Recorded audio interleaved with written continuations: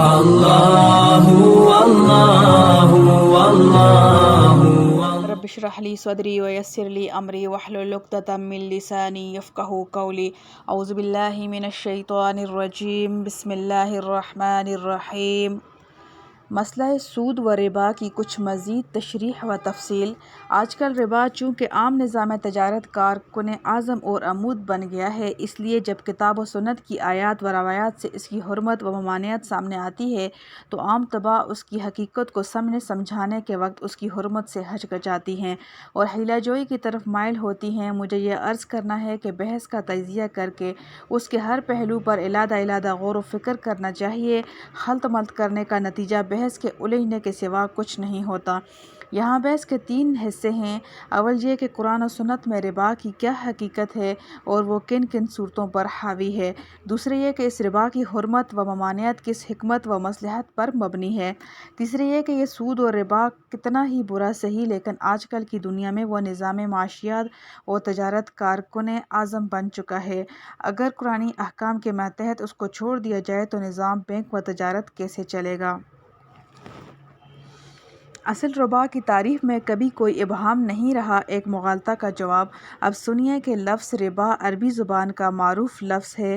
رسول کریم صلی اللہ علیہ وسلم کی بعثت اور نزول قرآن سے قبل جاہلیت عرب میں بھی یہ لفظ متعارف تھا، اور نہ صرف متعارف بلکہ ربا کا لین دین عام طور پر جاری تھا۔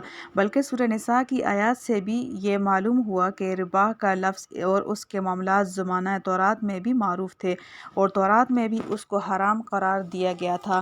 ظاہر ہے ایسا لفظ جو زمانہ قدیم سے عرب اور اس کے قرب و جوار میں معروف چلا آتا ہے اور اس پر لین دین کا رواج چل رہا ہے، اور قرآن اس کی حرمت و ممانعت بیان کرنے کے ساتھ یہ بھی خبر دیتا ہے کہ موسیٰ علیہ السلام کی امت پر بھی سود و ربا حرام کیا گیا تھا۔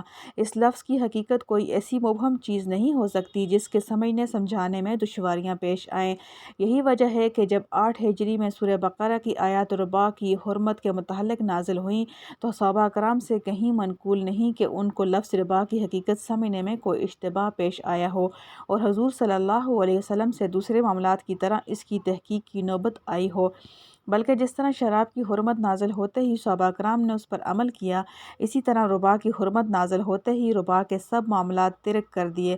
پچھلے زمانہ کے معاملات میں مسلمانوں کا جو ربا غیر مسلموں کے ذمہ واجب الادا تھا وہ بھی مسلمانوں نے چھوڑ دیا، اور جو غیر مسلموں کا مسلمانوں کے ذمہ واجب الادا تھا اور مسلمان نزول ممانعت کے بعد اس کو دینا نہیں چاہتے تھے، اس کا جھگڑا امیر مکہ کی عدالت میں پیش ہوا۔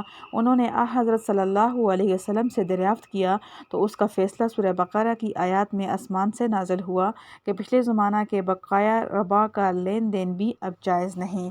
اور اس میں چونکہ غیر مسلموں کو یہ شکایت کا موقع مل سکتا تھا کہ ایک اسلامی حکم شرعی کی وجہ سے ہمارا روپیہ کیوں مارا جائے، تو اس کے ازالہ کے لیے رسول اللہ صلی اللہ علیہ وسلم نے حجۃ الوداع کے خطبہ میں یہ واضح کر دیا کہ اس حکم شرعی کا اثر صرف غیر مسلموں پر نہیں بلکہ مسلمانوں پر بھی یکساں ہے۔ اور سب سے پہلے جو سود کی رقم چھوڑی گئی وہ حضرت صلی اللہ علیہ وسلم کے عم محترم حضرت عباس رضی اللہ تعالیٰ عنہ کی کثیر التعداد رقم تھی۔ الغرض ربا کی ممانعت ہونے کے وقت ربا کا مفہوم کچھ مخفی نہ تھا، عام طور پر معروف تھا۔ وہی ربا جس کو عرب ربا کہتے تھے اور اس کا لین دین کرتے تھے، قرآن نے حرام کیا، اور رسول کریم صلی اللہ علیہ وسلم نے اس کو صرف اخلاقی انداز میں نہیں بلکہ قانون ملک کی حیثیت سے نافذ فرمایا۔ البتہ بعض ایسی صورتوں کو بھی آپ نے ربا میں شامل قرار دیا جس کو عام طور پر ربا نہیں سمجھا جاتا تھا۔ انہی صورتوں کی تعین میں حضرت فاروق اعظم رضی اللہ تعالیٰ عنہ کو اشکال پیش آیا اور انہی میں ائمہ مجتہدین کے نظریات میں اختلاف ہوا، ورنہ اصل ربا جس کو عرب ربا کہتے تھے نہ اس میں کسی کو اشتباہ کا موقع تھا نہ اس میں کسی کا اختلاف ہوا۔ اب سنیے عرب کا مروجہ ربا کیا تھا۔ امام تفسیر ابن جریر رحمتہ اللہ علیہ نے حضرت مجاہد سے نقل کیا ہے کہ جو ربا جاہلیت میں جاری تھا اور قرآن نے اسے منع کیا وہ یہ تھا کہ کسی کو ایک میعاد معین کے لیے قرض دے کر اس پر اصل رأس المال سے زائد مقررہ زیادتی لیتے تھے، اور اگر میعاد مقررہ پر وہ قرض ادا نہ کر سکا تو مزید میعاد اس شرط پر بڑھا دیتے تھے کہ سود میں اضافہ کیا جائے۔ یہی مضمون حضرت قتادہ اور دوسرے حضرات ائمہ تفسیر سے نقل کیا ہے۔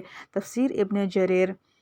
اندلس کے مشہور امام تفسیر ابو حیان غرناطی کے تفسیر بحر محیط میں بھی جاہلیت کے ربا کی یہی صورت لکھی ہے کہ ادھار دے کر اس پر نفع لیتے اور جتنی مدت ادھار کی بڑھ جائے اتنا ہی سود اس پر بڑھا دینے کا نام ربا تھا۔ اسی جاہلیت عرب کے لوگ یہ کہتے تھے کہ جیسے بے و شراء میں نفع لینا جائز ہے، اسی طرح اپنا روپیہ ادھار پر دے کر نفع لینا بھی جائز ہونا چاہیے۔ قرآن کریم نے اس کو حرام قرار دیا اور بے و ربا کے احکام کا مختلف ہونا واضح فرمایا۔ یہی مضمون تمام مسند کتب تفسیر، ابن کثیر تفسیر کبیر اور روح المعانی وغیرہ میں معتبر روایات کے ساتھ منقول ہے۔ ابن عربی رحمتہ اللہ علیہ نے احکام القرآن میں فرمایا، یعنی ربا کے اصل معنی اصل لغت میں زیادتی کے ہیں، اور آیت میں اس سے مراد زیادتی ہے جس کے مقابلہ میں کوئی مال نہ ہو بلکہ محض ادھار اور اس کی میعاد ہو۔ امام راضی رحمتہ اللہ علیہ نے اپنی تفسیر میں فرمایا کہ ربا کی دو قسمیں ہیں، ایک معاملات بے و شراء کے اندر ربا، دوسرے ادھار کا ربا، اور جاہلیت عرب میں دوسری قسم ہی رائج اور معروف تھی کہ وہ اپنا مال کسی کو معین میعاد کے لیے دیتے تھے اور ہر مہینہ اس کا نفع لیتے تھے، اور اگر میعاد معین پر ادائیگی نہ کر سکا تو میعاد اور بڑھا دی جاتی تھی بشرطے کہ وہ سود کی رقم اور بڑھا دیتے۔ یہی جاہلیت کا ربا تھا جس کو قرآن نے حرام کیا۔ امام جساس رحمتہ اللہ علیہ نے احکام القرآن میں ربا کے معنی یہ بیان فرمائے ہیں، یعنی وہ قرض ہے جس میں کسی میعاد کے لیے اس شرط پر قرض دیا جائے کہ قرضدار اس کو اصل مال سے زائد کچھ رقم ادا کرے گا۔ حدیث میں رسول کریم صلی اللہ علیہ وسلم نے ربا کی تعریف یہ فرمائی ہے، یعنی جو قرض نفع حاصل کرے وہ ربا ہے۔ یہ حدیث جامع صغیر میں ہے اور عزیزی نے اس کو حسن کہا ہے۔ خلاصہ یہ ہے کہ ادھار دے کر اس پر نفع لینے کا نام ربا ہے، جو جاہلیت عرب کے زمانہ میں رائج اور معروف تھا، جس کو قرآن کریم نے آیت مذکورہ نے صراحتاً حرام قرار دیا، اور ان آیات کے نازل ہوتے ہی صحابہ کرام نے اس کو چھوڑ دیا اور رسول کریم صلی اللہ علیہ وسلم نے قانونی خصومات میں اس کو نافذ فرمایا۔ اس میں نہ کوئی ابہام تھا، نہ اجمال، نہ اس میں کوئی اشتباہ و اشکال پیش آیا۔ البتہ نبی کریم صلی اللہ علیہ وسلم نے ربا کے کسی مفہوم بے و شراء کی چند صورتوں میں دخل فرمایا جن کو عرب ربا نہ سمجھتے تھے، مثلاً 6 چیزوں کی بے و شراء میں یہ حکم دیا کہ اگر ان کا تبادلہ کیا جائے تو برابر سرابر ہونا چاہیے اور نقد دست بدست ہونا چاہیے، اس میں کمی بیشی کی گئی یا ادھار کیا گیا تو وہ بھی ربا ہے۔ یہ 6 چیزیں سونا، چاندی، گھیو، جو اور کھجور اور انگور ہیں۔ اسی اصول کے ماتحت عرب میں معاملات کی جو چند صورتیں مزابنہ اور محالکہ کے نام سے رائج تھیں، آیات ربا کے نازل ہونے کے بعد رسول کریم صلی اللہ علیہ وسلم نے ان کو ربا میں شامل قرار دے کر منع فرمایا۔ ابن کثیر بحوالہ مستدرک حاکم۔ اس میں یہ بات قابل غور تھی کہ ان 6 چیزوں کی خصوصیت ہے کہ ان کے علاوہ اور بھی کچھ چیزیں ان کے حکم میں ہیں کہ اگر ہیں تو ان کا ضابطہ کیا ہے، کس کس صورت کو داخل ربا سمجھا جائے۔ یہی اشکال حضرت فاروق اعظم رضی اللہ تعالیٰ عنہ کو پیش آیا، جس کی بنا پر فرمایا، یعنی آیت ربا قرآن کی آخری آیتوں میں ہے۔ اس کی پوری تفصیلات بیان فرمانے سے پہلے رسول کریم صلی اللہ علیہ وسلم کی وفات ہو گئی، اس لیے اب احتیاط لازم ہے۔ ربا کو تو چھوڑنا ہی ہے، جس صورت میں ربا کا شبہ بھی ہو اس کو بھی چھوڑ دینا چاہیے۔ مزابنہ یہ ہے کہ درخت پر لگے ہوئے پھل کو ٹوٹے ہوئے پھلوں کے بدلے میں اندازہ سے فروخت کیا جائے، اور محالکہ یہ کہ کھڑے کھیت میں غلہ، گندم، چنا وغیرہ کو خشک صاف کیے ہوئے غلہ، گندم یا چنے سے اندازہ لگا کر فروخت کیا جائے۔ اندازہ میں چونکہ کمی بیشی کا امکان رہتا ہے اس لیے اس کو منع کیا گیا۔ فاروق اعظم رضی اللہ تعالیٰ عنہ کی مراد معاملات بے و شراء کی وہ صورتیں اور ان کی تفصیلات ہیں جو جاہلیت عرب میں ربا نہیں سمجھی جاتی تھیں۔ رسول کریم صلی اللہ علیہ وسلم نے ان کو ربا میں داخل قرار دے کر حرام فرمایا۔ باقی اصل ربا جو تمام عرب میں معروف و مشہور تھا اور صحابہ کرام رضی اللہ تعالیٰ عنہ نے اس کو چھوڑا، رسول کریم صلی اللہ علیہ وسلم نے اس کا قانون نافذ فرمایا اور حجۃ الوداع کے خطبہ میں اس کا اعلان کیا۔ اس میں فاروق اعظم رضی اللہ تعالیٰ عنہ کو کوئی اشکال یا اشتباہ ہونے کا کوئی امکان نہیں۔ پھر جب حضرت فاروق اعظم رضی اللہ تعالیٰ عنہ کو ربا کی جن خاص صورتوں میں اشتباہ پیش آیا تو اس کا حل یہ تجویز فرمایا کہ جن صورتوں میں ربا کا شبہ بھی ہو اس کو بھی چھوڑ دیا جائے۔ مگر حیرت ہے کہ آج بعض وہ لوگ جو یورپ کے ظاہری ٹیپ ٹاپ اور دولت مندی کو اور موجودہ نظام تجارت وغیرہ میں سود کے رکن بن جانے سے مرغوب ہیں، انہوں نے فاروق اعظم کے اس ارشاد کا یہ نتیجہ نکالا کہ ربا کا مفہوم ہی مجمل رہ گیا تھا۔ اس لیے اس میں رائے کی گنجائش ہے، جس کے غلط ہونے کا کافی مواد سامنے آ چکا ہے۔ احکام القرآن میں ابن عربی نے ان لوگوں پر سخت انکار کیا ہے جنہوں نے اس فاروقی ارشاد کی بنا پر آیات ربا کو مجمل کہا تھا۔